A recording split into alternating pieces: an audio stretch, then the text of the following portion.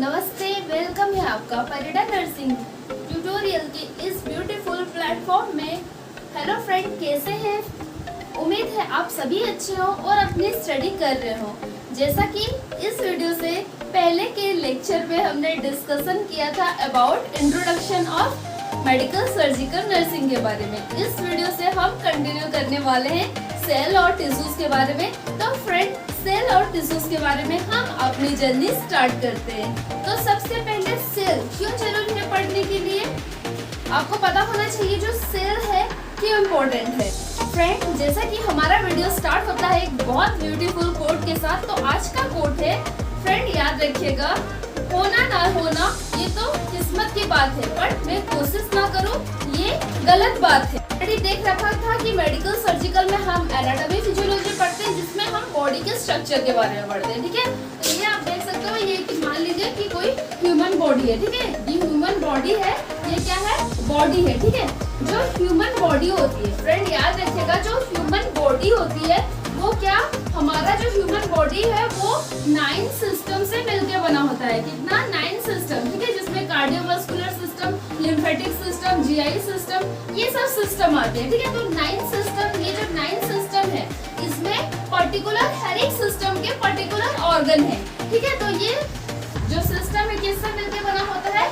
Organ से मिलकर बना होता है। और ये ऑर्गन, ठीक है, जैसे कि जीआई सिस्टम में स्टमक हो गया, कार्डियोवास्कुलर सिस्टम में हार्ट हो गया। ठीक है, अब ये पर्टिकुलर जो ऑर्गन है, ये ऑर्गन किससे मिलकर बना होता है? टिश्यू से। ठीक है, किससे? टिश्यू से, जिसको हम ऑलरेडी स्टडी करेंगे आगे। देन ये टिश्यू जो होता है, ये टिश्यू किससे मिलकर बना होता है? सेल से।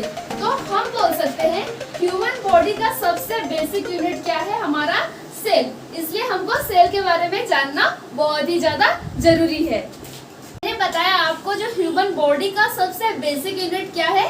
सेल है। ठीक है, तो फ्रेंड यहाँ पे ध्यान रखिएगा, यहाँ पे आपको ध्यान रखना है कि जो सेल है वो बॉडी का क्या है? सबसे बेसिक यूनिट है। ठीक है, बेसिक यूनिट भी बोल सकते हैं या फिर इसको फंक्शन यूनिट भी बोल सकते हैं। ठीक है, नेक्स्ट क्या है?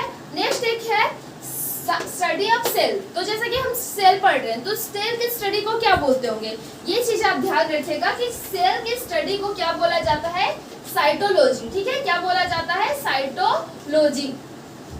सेल की स्टडी को बोला जाता है साइटोलॉजी। चलिए नेक्स्ट देखते हैं father of cell.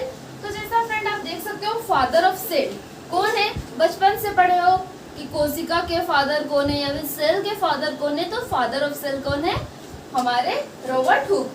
Robert Hooke जी जो है, रॉबर्ट हुक, ठीक है, रॉबर्ट हुक जी जो है वो कौन है? फादर ऑफ सेल है। इसके अलावा आपको याद रखना है कि लिविंग सेल का डिस्कवरी किसने किया?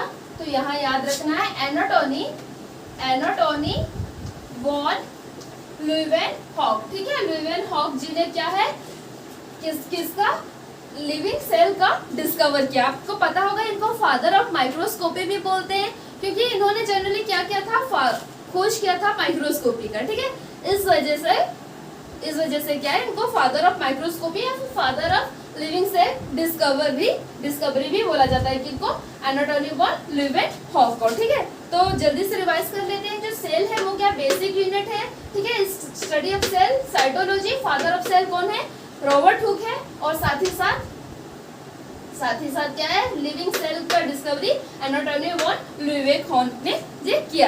फ्रेंड, ये सेल का पार्ट 1 होने वाला है। ये वीडियो के बाद हम आगे पढ़ेंगे सेल ऑर्गेनल के बारे में। होप ये वीडियो आपको समझ में आया। लाइक शेयर सब्सक्राइब कर लीजिए। Thank you friends.